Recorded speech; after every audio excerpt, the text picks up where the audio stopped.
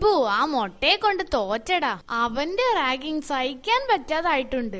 ഇന്നലെ എന്നെ കൊണ്ടവൻ അവന്റെ ക്ലാസ് റൂം തൂത്ത് വാരിച്ചടാ. അതൊരു നല്ല കാര്യമായിട്ട് എടുത്താ മതി. നിന്റെ പഠിത്തം വെച്ച് നോക്കുമ്പോ മിക്കവാറും നീ ഭാവിയിൽ ഒരു തൂപ്പുകാരനാവാനാണ് സാധ്യത. അതെയോ? താങ്ക്സ്. എനിക്കത് അറിയില്ലായിരുന്നു. ദേ, നീ എന്റെ കയ്യിന്ന് മേടിക്കും. അതിനു മുമ്പ് പലപ്പോഴായി നീ എന്റെ കയ്യിന്ന് മേടിച്ച ചില്ലറ തിരിച്ചുതാ. ഈ ദീപുവിന്റെ ഒരു കാര്യം ഒന്ന് പറഞ്ഞ രണ്ടാമത്തേതിന് കോമഡിയാ. ഷോ, ഒടുക്കത്തൊരു തമാശക്കാരൻ. തമാശയല്ല, ഞാൻ സീരിയസ് ആയിട്ട് പറഞ്ഞതാ.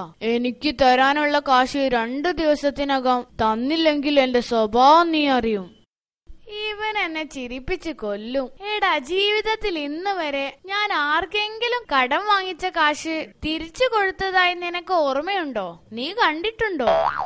ഇല്ല, അതുകൊണ്ടാ ഞാൻ ചോദിച്ചത്. മൊത്തം 65 രൂപ. ഓഹോ, 65 രൂപ അല്ലേ? ശരി, ഒരു 32 രൂപ ഇങ്ങ എടുത്തേ. റൗണ്ട് ആക്കാനാ. 32 രൂപയോ? ഒന്ന് പോടാ. നിനക്ക് ഞാൻ 2 ദിവസം കഴിഞ്ഞ് തരാടാ. ഹലോ നിമ്മി. അയ്യോ, എപ്പോ? ഇന്ന് കാലത്തോ? ഹോസ്പിറ്റലിൽ കൊണ്ടുപോയോ?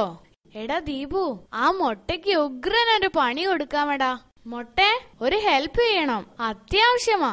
എനിക്ക് സൗകര്യമില്ല. പ്ലീസ്, അങ്ങനെ പറയരുത്. ഒരാൾക്ക് ബ്ലഡ് കൊടുക്കാനാ. നമ്മുടെ നിമ്മിയുടെ വളരെ വേണ്ടപ്പെട്ട ഒരാൾക്കാ. നിമ്മിയുടെ ആൾക്കാണോ? ഛേ, അത് നേരത്തെ പറയണ്ടേ. അവൾക്ക് വേണ്ടി ബ്ലഡ് അല്ല, എന്റെ ജീവൻ വരെ ഞാൻ കൊടുക്കും.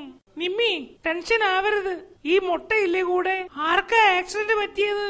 ആർക്കായാലും വേണ്ടില്ല, എന്റെ രക്തം മുഴുവൻ ഊറ്റിയെടുത്ത് കൊടുക്കാൻ ഞാൻ തയ്യാറാ. ആക്സിഡന്റ് പറ്റിയത് എന്റെ പട്ടിക്കാ. പാവം വീണ് കാലൊടിഞ്ഞു. പക്ഷേ മൊട്ടയുടെ ബ്ലഡ് ചേരുവോ?